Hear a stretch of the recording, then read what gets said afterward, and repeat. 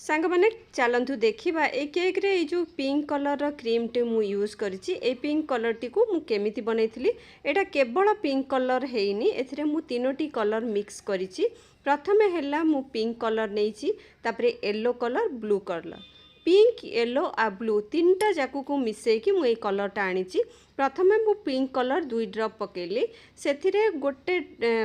गोटे ड्रॉप रु बहुत कम अल्प टिके मु सेथिरे ब्लू कलर पकेली तापरे ताठू टिके कम मु येलो कलर तीनटा जाकू को मिक्स करके मु ए कलर टी को बाहर करथिली।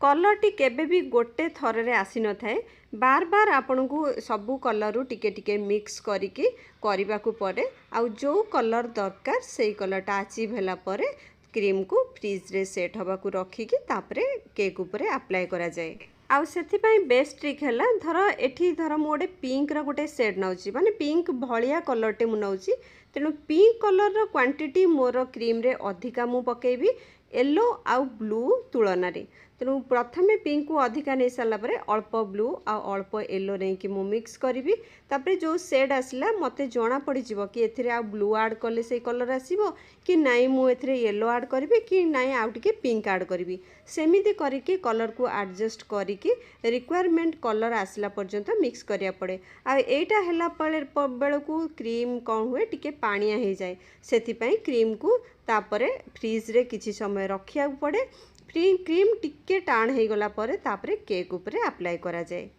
ट्रिक टी आपण मानकु केमिति लागिला कमेंट सेक्शन में निश्चय जणेबे।